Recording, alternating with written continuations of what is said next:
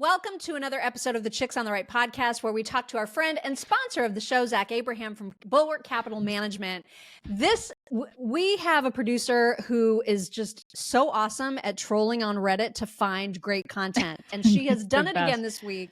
I'm actually going to read the story just because there's no way I can summarize it better than she has, and then we will discuss, okay? Because this was a topic on Reddit, and it was one of those "Am I the asshole" kind of posts, right?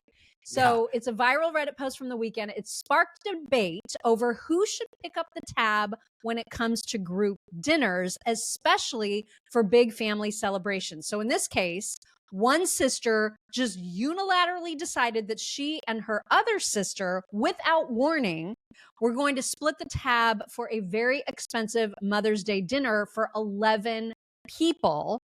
The problem is that the sister that didn't, the other sister did not know this was coming. The poor sister.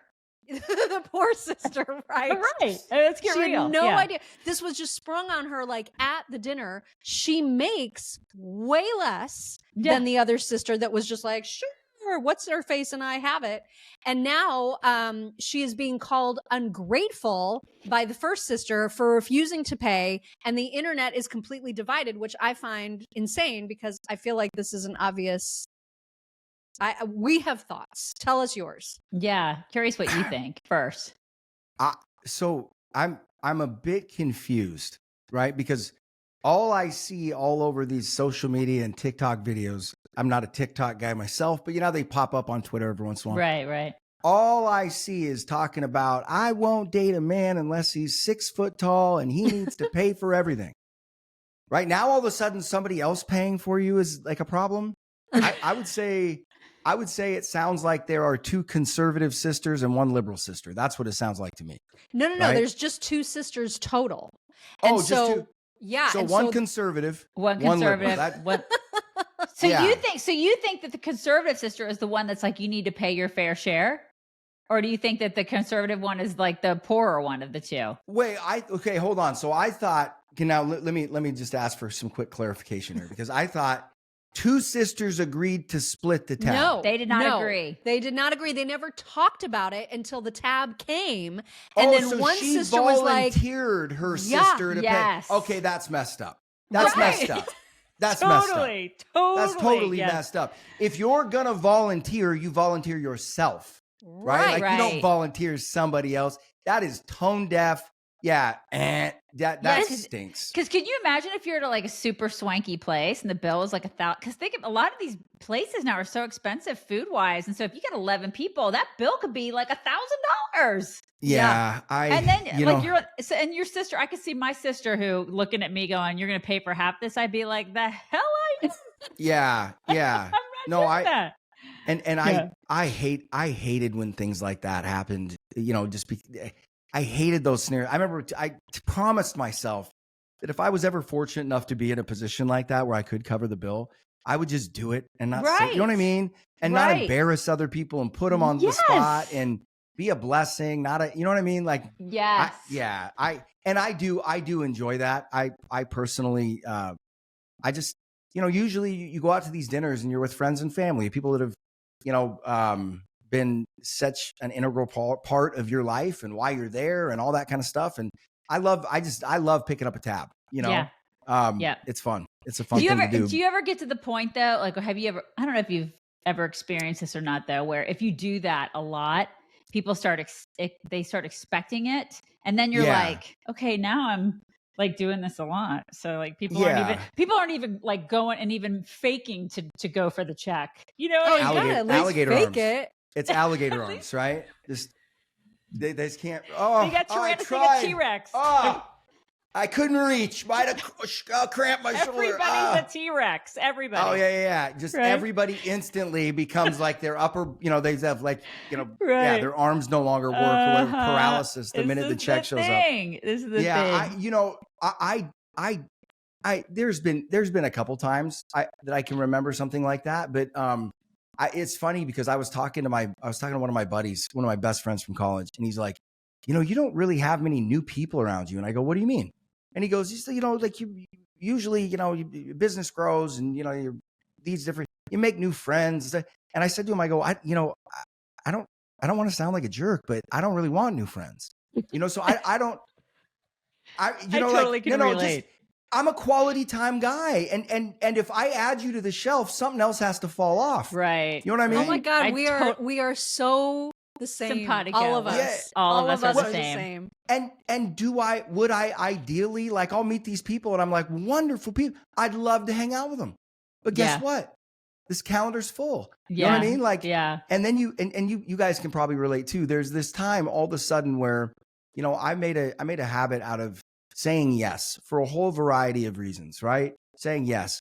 And then all of a sudden, for whatever reason, you know, kids, family, business, all that kind of stuff, interact, come together. And you have to learn how to start saying no. Right. You know what I mean? For your You own just have to. sanity. Right. Yeah. And for the benefit of the people around you that are relying on you, because you might be doing a really good thing for that person, but you're not spending that time with your son or your daughter. Yeah. You know, and that's all they see. You're not there, right? Yeah. Yeah. So speaking of sons and daughters, I will say when it comes to picking up the check, like you guys haven't gotten there yet, but I have older kids. I've got a 35-year-old and a 30-year-old. And it is a pretty cool moment when your older kids, when you're out to eat, your older kids are like, I got this, mom and pops, I got this. Like, I'm going to pick it up. And you're like, okay. Oh my gosh. I like being the older kids and picking up, you know, my parents' tab. Yeah. Yes. Doing that for your parents. And then when you see your kids doing it for you, and not all the time, because we don't want them ever to do that all the time, but every once in a while, they try, and we'll let them, because I know how that feels when I do it for my parents. And it's such a wonderful thing. And I know that they feel that too. And that is like, you know, that you've won when they do that, you know, it's like a little win. Yeah. Yeah. I'll probably, if the first time one of my kids does it, I'll bust out crying. I'll probably be just a mess. It's a People proud are like, what day. happened? Yeah. Your kid's getting what are the kids getting a divorce? Now they bought my dinner. I know. You know what I mean? Like just I know. It's a really cool thing. It is. You're like, that such is cool. Grown-ups. Look at them being grown-ups. It'll also be confirmation they don't hate you too. It's true. They want to be around you. They want to spend time with you. They want to pick up your dinner tab, you know?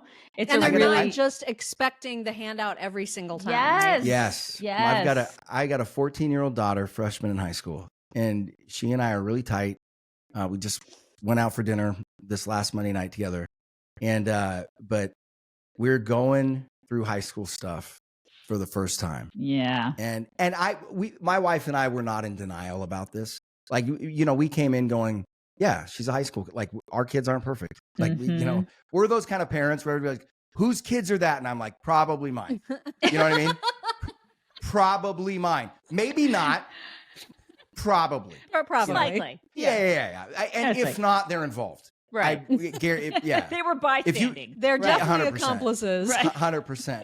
It always kind of catches me off guard too, because other parents are like, not my child. And I'm like, wow. Because I'll fully admit it. Right. Yeah. I mean, look, they're like, did your kid do it? And I'm like, that's all he did? Yeah. Yeah.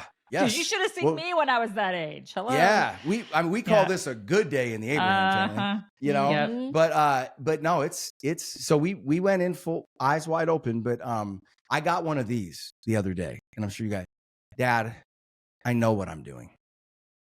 14 I'm years 14. Old. Yeah. Obviously, I know everything. It just gets, you get more of that and more of that. I think the age for girls between the ages of 14 and 25, you're going to hear that a lot. Yeah.